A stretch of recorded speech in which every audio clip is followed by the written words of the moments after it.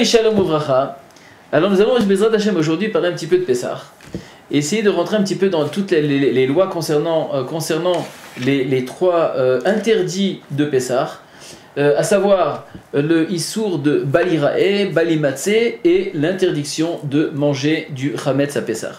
Alors nous savons qu'il y a trois versets cités dans la Torah à ce sujet-là, de Balirae et Balimatzé, c'est-à-dire qu'on n'a pas le droit de posséder du Chametz dans sa maison et dans toutes ses propriétés, c'est-à-dire dans toutes ses maisons dans le monde entier, même si on a une belle villa ou des belles maisons en Amérique du Sud, d'accord, on n'a pas le droit de posséder du Chametz dans toutes nos possessions,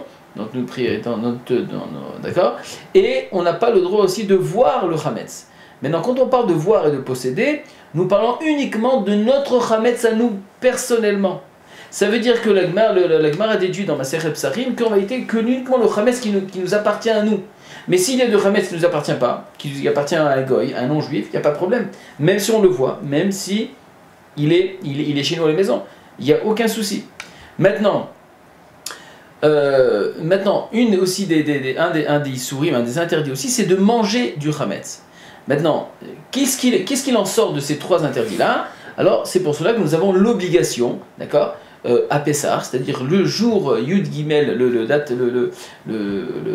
13 du mois de Nissan, de vendre son Chametz à un non-juif, d'accord, et de lui vendre le Chametz. Donc comment cette procédure se fait? Tout simplement, on va voir le rabbin de la communauté, il y a tout un registre à remplir, d'accord, où on doit mettre le Chametz, où est-ce qu'on l'a mis, etc. Et nous vendons nos Chametz. Donc c'est vrai que le meilleure chose c'est d'enlever tout le Chametz de la maison.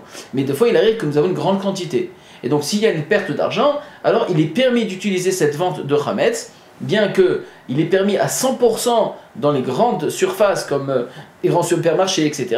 Mais quand on parle maintenant de l'individu du privé, c'est-à-dire de la personne qui est chez elle à la maison et qu'il lui reste à peu 2-3 kilos de pâtes ou 1 kilo de farine, ça vaut mieux l'enlever de la maison. Mais si vraiment si on est dans une situation où il y a un grand problème et qu'on n'a pas les moyens d'acheter et que c'est une grande perte d'argent pour nous, alors ça sera permis d'utiliser de façon claire et n'est sans cause aucun problème cet acte d'acquisition, c'est-à-dire de vendre le Chametz aux non-juifs, bien sûr avec le processus à travers l'intermédiaire du rabbin de la communauté. Ça, je pense que tout le monde a comment ça s'appelle, une chose à remplir avec un papier comme quand vous mettez votre nom et cette vente se fait de façon légale, d'accord, de bien citer où est-ce que la clé, etc., où est-ce que votre numéro de téléphone, où est-ce que vous êtes, et bien entendu, n'oubliez pas que quand vous mettez votre Chametz que vous avez vendu chez vous à la maison, de le mettre dans les placards, et bien mettre aussi avec de marquer Chametz vendu au goy, comme ça, même si le goy rentre chez vous, le non-juif, eh ben, il saura où chercher le Chametz. Ça c'est une chose qui est très importante, et bien sûr de fermer tout ça avec scotché, comme ça vous n'avez pas accès à ce Chametz. Maintenant, ça ce qu'il en est, c'est au niveau du Balirae et Balimatzé, c'est-à-dire qu'on n'a pas le droit de posséder et de voir le Chametz. Donc, je ne possède pas puisqu'il n'est pas à moi, il appartient au goy, et bien entendu, après pendant les 7 jours, et après les 7 jours, qu'est-ce qui se passe? Eh bien le rabbin il vient voir responsable de cette vente, il vient voir le non-juif, il dit voilà, alors et tu dois me payer la suite de ce qu'on a de ce qu'on a convenu, d'accord, pour acheter de cet acte d'action de Chametz. Alors le non-juif dit maintenant moi j'ai pas les moyens, etc. Bon alors on arrête la vente. Alors si on arrête la vente, ok, bah vous me rendez tout le Chametz et moi je vous rends l'argent que vous avez mis, et comme ça ni vu ni connu, et l'histoire se finit. Parce que maintenant c'est très important de faire cette vente. Pourquoi? Parce que tout Chametz qui est passé pendant tout Pessah, alors ça s'appelle Chametz Shavar la Pessah. Alors les Chachamim ils ont fait une interdiction de le consommer. Donc il sera interdit. Donc c'est très important de faire une vraie vente. D'accord? Maintenant ça c'est une chose à savoir. Maintenant passons au problème du Issour Chametz. Maintenant le Chametz, d'accord, il est rapporté dans la Torah que cette interdiction de Chametz c'est karet, c'est le retranchement. On n'a pas le droit de manger du Chametz à Pessah. Maintenant c'est quoi le Chametz? Chametz c'est les céréales, d'accord, et de la farine et de l'eau, etc., mais qui a fermenté, c'est-à-dire qui a avec de la levure, etc., qui a fermenté, qui a grossi, tout ça, ce sont des Chametz, c'est le Chametz, ça inclut aussi les pâtes, etc., les céréales, enfin toutes les choses qui sont du mazon, c'est-à-dire du pain, etc. Donc ils sont interdits à Pessah. Donc tout Chametz est interdit à Pessah. Donc il est très important d'acheter tous les aliments cachers les Pessah. Très important, avec une bonne ashgacha, Comme ça, on est sûr de ne pas manger du Hametz pendant Pessah. Maintenant, l'histoire est de savoir maintenant, ce Hametz-là, d'accord, qu'on parle, d'accord, s'il y a eu un mélange qui se fait, est-ce que le din du Hametz se dit, ce Issour Hametz, il a le même din de tous les Issourim de la Torah? Alors, il faut savoir une chose, quand on parle de Hametz, c'est sûr que c'est une interdiction de la Torah, comme tous les interdits. Comme par exemple, Bassar Vechalav, le lait et la viande. Comme par exemple, du Chelev, c'est-à-dire la graisse d'animal. Comme par exemple, je sais moi, des choses, des insectes, etc. Il y a des choses qui sont interdites de la Torah. Mais nous savons qu'on a une règle générale dans tous les interdits de la Torah. Que si par exemple, nous avons un repas qui est devant nous, c'est-à-dire, je sais pas moi, un bouillon, ou peu importe, quelque chose, un repas qui est devant nous, et nous avons un morceau d'interdit qui tombe à l'intérieur. Alors il y a ce qu'on appelle cette notion, on dit que s'il y a un interdit qui tombe à l'intérieur, alors au niveau de la Torah, tous les décisionnaires pensent qu'il y a ce qu'on appelle le tam ki ikar, c'est-à-dire le goût du issour, de l'interdit, même le goût devient comme l'interdit lui-même. Et donc si nous avons le goût dans le repas qui est en face de nous, nous goûtons le repas et nous voyons qu'il y a encore le goût, alors c'est comme si que l'interdit était là et tout le repas est interdit. Donc comment on fait, comment on peut manger ce repas? Alors il y a ce qu'on appelle l'annulation 1,60. Ça veut dire quoi? Ça veut dire que s'il y a 1,60 qui est visable par rapport à l'interdit qui est rentré à l'intérieur, si c'est 1,60 à l'intérieur, alors tout le repas sera permis. Donc si par exemple je vois un morceau par exemple, je vous donne un exemple, voilà, vous avez maintenant une bonne kaila avec du verre de lait qui est rentré à l'intérieur, d'accord, ou un morceau de fromage, peu importe, du lait qui est rentré, et tout a mijoté à l'intérieur. Alors si nous savons qu'au niveau de la quantité, il y a plus de 1,60 du morceau du verre de lait, de la quantité de lait qui est rentré à l'intérieur, alors le repas sera permis, il n'y aura pas de problème. Et donc on pourra manger, il n'y a pas de problème. Maintenant, tout ça, c'est valable pour tous les Issourim, tous les interdits de la Torah, à l'exception du Hametz. Le Hametz sera interdit. Et pourquoi cela? Pour deux raisons. Une, parce que le Hametz, il est indigne de karet, contrairement à tous les autres interdits, qu'il n'y a pas de karet.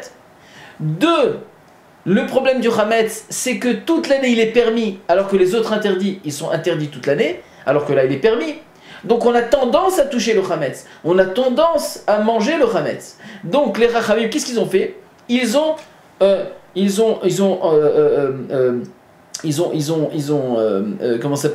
fait un décret, c'est-à-dire ils ont renforcé l'interdit à dire que même s'il y a 1000 contre l'interdit, ça veut dire que impossible, dès que l'interdit rentre dans un repas, c'est sûr que le repas en lui-même, il sera interdit de manger, même s'il y a plus de 1000 dessus. Je vous donne un exemple, pour ceux qui ont l'habitude de manger du riz à Pessah. Imaginez maintenant la femme de maison, elle fait une casserole, elle prend une marmite, elle met dedans son riz, elle commence à mijoter, et tout à coup elle s'aperçoit que, mis à part le riz, elle arrive à percevoir qu'il y a une quantité de blé à l'intérieur. Maintenant, s'il y a même un grain de blé, alors quand on regarde un petit peu, mis à part tout ce qui est à l'intérieur, il y avait du riz, et on voit que, on le voit, même si le grain de blé, on ne le voit plus, mais en sachant qu'il est tombé à l'intérieur, alors il rend interdit tout le repas. C'est impossible de manger. Donc ça, c'est valable uniquement pour le Hametz pendant Pessah. Maintenant, quel va être le din, c'est-à-dire la loi, si maintenant, cette même situation se serait passée avant Pessah? Par exemple, dans le moment où encore on a le droit de manger du Hametz. Ça peut être le veille de Pessah, c'est-à-dire le soir d'avant, ou alors le matin encore, quand il est permis encore de manger du Hametz, et que voilà que la femme de maison prépare son riz avec les casseroles de Kasher les Pessah pour le soir de Pessah, elle met tout son riz, et qu'est-ce que c'est? Son fils vient, et comme il était permis de manger encore du pain, il avait sa petite brioche, son petit machin, ou alors un morceau de je sais pas quoi, des choses qui est du Hametz, il s'arrive pour voir ce qui se passe dans la marmite, et sans faire exprès, il fait tomber. Maintenant, c'est tombé sans faire exprès à l'intérieur. Qu'est-ce que je vais faire maintenant? Est-ce que je vais dire, étant donné que maintenant cette marmite, je vais la consommer le soir pour Pessah, pour le soir de Pessah, donc ça sera interdit de manger complètement, je jette tout? Ou alors non, étant donné que je suis avant Pessah, et qu'en réalité, tous les décrets des Rachamim, toute la loi des Rachamim, des Rabbanan, de dire que le repas sera interdit, c'est uniquement pendant Pessah, donc bien avant, je considère cette situation comme un issour normal. Ça veut dire que s'il y a un 60 de issour, toute la marmite sera permise. Il n'y aura pas de problème. Mais attention Rabotai, ça c'est uniquement si le Hametz est tombé indirectement. C'est que j'ai pas fait exprès. Mais si moi maintenant, j'aimerais bien manger du riz le soir de Pessah, avec un peu de Hametz, ça donne un goût, ça peut donner un petit goût, c'est très sympathique. Et donc je mets le Hametz dedans et je mélange. Je suis avant Pessah. On aurait pu penser que si je mets le Hametz avant, non, il y a un 60, il n'y a pas de problème. On te dit non. Pourquoi? Parce que étant donné que toi tu l'as fait volontairement, alors on va dire que quand le repas, la marmite va rentrer dans Pessah, on va dire que le Hametz Roser Veneor, il se réveille de nouveau. Et donc, étant donné que la loi dit que pendant Pessah, s'il y a même 1 sur 1000, d'accord, de l'interdit, au niveau de la proportion dans cette marmite, alors tout devient interdit. Donc cette marmite sera interdite pendant Pessah. Maintenant, tout ce qu'on a dit jusqu'à maintenant, c'est uniquement s'il y a du vrai Hametz. Mais si maintenant moi je viens et j'annule le Hametz, ça veut dire quoi? Pas seulement de façon théorique, je prends du Hametz et je prends par exemple du produit chimique. Je prends des produits de la vaisselle, des produits de trucs et je annule le Hametz. J'annule le shem du Hametz, j'annule cette mitzvot, cette réalité, d'accord, qui est devant moi. Ce Hametz, je l'annule à travers un produit ou alors je brûle le Hametz, je l'annule complètement. Il n'est plus apte à être mangé ni par un chien ni par un homme, rien du tout. C'est pas quelque chose qu'on mange. Alors c'est vrai que je peux le manger, je peux être voilà, fantomas, le manger, mais à ce niveau-là, il n'est pas apte à manger ni pour un chien, ni pour un homme. Alors il a perdu son statut de Hametz. Ce Hametz-là, alors il n'a pas de problème de le consommer, parce que c'est plus du Hametz. Qu'est-ce qu'il en sort de cet halakha? Par exemple, quand il y a par exemple des shampoings. Un shampoing, il n'y a pas besoin de cache-route pour le shampoing. Pourquoi? Parce que le shampoing en lui-même, on n'a jamais vu un chien qui mange du shampoing ou un homme qui mange du shampoing. Donc le shampoing, il n'y a pas de problème. Ou par exemple, je sais moi, même du dentifrice. Je n'ai pas une obligation d'acheter du dentifrice caché à Pessah. Ce que je dis là, c'est plus pour les séfarades, parce que les Ashkénazes sont plus marmir, mais il en est que au niveau de la halakha, comme on est que ce n'est pas apte à manger par un chien, il n'y a aucun problème. Ou par exemple du rouge à lèvres, même pour les femmes, le rouge à lèvres. Le rouge à lèvres, même si étant donné qu'il n'est pas, on n'a jamais eu une femme, même si la femme elle va manger, et que quand elle va manger, il y aura un peu de rouge à lèvres qui va tomber dans la nourriture, il n'y a aucun problème, elle n'a aucune kavana ni manger de rouge à lèvres, et ce n'est pas aussi pas apte à manger pour un chien. Donc ce sera permis totalement de prendre des choses, il n'y a pas besoin de vraiment de cache-route. Mais non, c'est vrai que quand on se trouve dans un magasin, d'accord, et que nous avons ici un shampoing caché à l'épaisseur et un shampoing qui n'est pas caché à l'épaisseur, d'accord, et que le prix reste le même, d'accord, bon, même s'il y a une différence de quelques centimes ou quelques shkalim, d'accord, c'est pas la fin du monde. Alors c'est vrai pour l'argacha, pour la bonne conscience, on va pas prendre d'afka un truc qui n'est pas caché à l'épaisseur, on va choisir d'afka les choses qui sont cachées à l'épaisseur. Mais moi je parle au niveau de la halakha. Moi je parle au niveau que si la personne n'a pas les moyens, elle n'a vraiment pas les moyens. Alors c'est vrai que quand on parle maintenant, il y a des choses, vaut mieux utiliser, vaut mieux acheter caché à l'épaisseur, tout caché à l'épaisseur. Mais si vraiment c'est une question d'argent et que les gens n'ont pas vraiment les moyens, il se sera permis, ou alors quand on est invité chez quelqu'un et qu'il y a un shampoing, mais il n'y a pas de shampoing caché à l'épaisseur, alors je ne vais pas me laver la tête épaisseur. Au contraire, je viens, je prends du shampoing et je le mets, pas de problème. Pourquoi? Parce que ce n'est pas une chose qui est apte à manger pour un chien et pour un homme. Donc ça c'est au niveau de la halakha. Maintenant, ce qu'il en est de toutes ces halakhot-là, ça c'est uniquement, par exemple, on a parlé des produits, d'accord? Mais il y a aussi les médicaments. Les médicaments, alors qu'est-ce qu'on fait? Les médicaments aussi, il n'y a pas vraiment besoin de cache-route. Uniquement les pastilles, où je dois sucer, où là j'ai un profit quelconque. Là, quand tu as le profit, quand tu viens goûter, alors tu goûtes, alors là il faut vraiment une cache-route. Parce qu'il faut que ce soit les médicaments qui sont cachers. Mais si j'avale, il n'y a aucun problème. Et même d'avoir d'Afka un problème de cache-route. Maintenant c'est vrai, s'il y a des médicaments qui sont sur la liste, c'est plus facile de les avoir. C'est vrai qu'on peut être marmir. Marmir, on peut toujours faire marmir à Pessah. Mais moi je parle au niveau de la halakha. Dans les cas où on n'a pas le choix, qu'est-ce qu'on fait? Alors pour avoir la conscience tranquille, il faut savoir qu'au niveau de la halakha, c'est permis. Pourquoi? Parce que ce n'est pas apte à manger ni avec un chien, ni pour un homme. Mais quand on parle maintenant d'un médicament avec une pastille qu'on doit sucer, là oui, là on a un problème. Maintenant tout ça, ce qu'on a dit à Rabotai, ça c'est valable pour la nourriture qui tombe, etc. etc. Maintenant, quel va être la loi, le din, dans la cachérisation de la cuisine? Alors, c'est vrai que, vous savez que dans la cuisine, qu'est-ce qui se passe? Nous avons par exemple des kélim, nous avons des ustensiles. Comment on fait pour cachériser tout ça?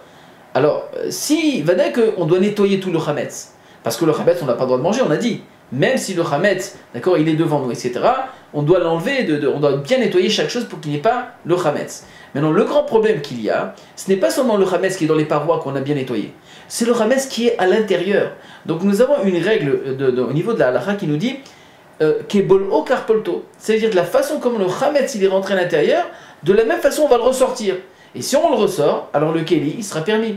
Alors on va essayer de voir un petit peu la façon de cachériser les choses, de façon très très vite, comme ça on fait un petit vol plané. Bien sûr, après tout ce que je vais dire, c'est sûr que quand vous avez une seule question, donc comme c'était un cours sur une caméra, c'est difficile de poser la question à une caméra, mais par contre ce que je vous propose c'est de demander aux rabbinim qui sont dans votre communauté de poser toutes les questions qui vous laissent un petit peu en doute.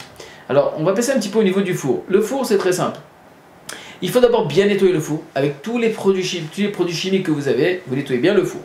Ensuite on attend pendant 24 heures pour que même ce qu'il y a à l'intérieur devienne ce qu'on appelle tam pagoum. Un goût qui est pagoum, c'est-à-dire qu'il n'a plus de goût, qui perd toute cette substance au niveau du goût. Et ensuite de cela, on le fait marcher pendant 1 heure, bien comme il faut, et alors à ce moment-là, le four sera permis pendant Pessah. Comme ça, on cache un four. C'est valable aussi entre le viande et le lait. Mais étant donné qu'entre le viande et le lait, on ne va pas s'amuser à faire ça tout le temps, alors donc c'est mieux d'avoir un four pour lait, un four pour viande. Mais à Pessah, que c'est une fois par an, pendant une semaine, les gens qui ont l'habitude d'utiliser un four pour faire des poulets rôtis, etc., ils peuvent cachériser leur four. Le grand problème qu'il y a dans le four, qui reste encore, ce n'est pas au niveau de la grille, d'accord, donc on pose les plateaux, c'est les plateaux eux-mêmes. Parce que les plateaux n'ont pas une possibilité de cachériser, parce que, qu'est-ce qu'on a dit? On a dit que comment on fait cachériser l'histoire? Eh bien, Kebol o karpolto, de la façon que c'est rentré, ça va sortir. Alors comment on fait? Eh bien, les parois, il n'y a pas de problème, parce qu'ils ont l'habitude d'être chauffés. Mais le problème, c'est avec c'est-à-dire comment dirais-je, le plateau. Le plateau, pour le cachériser, il va falloir le mettre au chalumeau. Mais dès que tu vas mettre au chalumeau, on va l'abîmer. Donc on ne peut pas cachériser le plateau. Alors par contre, ce qu'il y aura, c'est les grilles. Les grilles, maximum, ce qui est chaud, c'est les choses qui sont renversées dessus.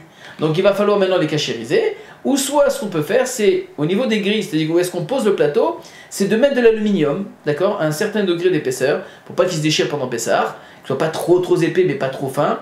C'est un truc qui est au milieu, une chose qui est au milieu, ça existe aujourd'hui dans tous les magasins en Israël, d'accord, c'est pour ça qu'il faut monter en Israël, non ça je rigole. Et donc on mettra ça de l'aluminium par-dessus, et on mettra, il y a ce qu'on appelle des plateaux d'aluminium, khatpahami, c'est-à-dire qui sont jetables. Et donc on pourra l'utiliser sans aucun problème dans le four de cette façon.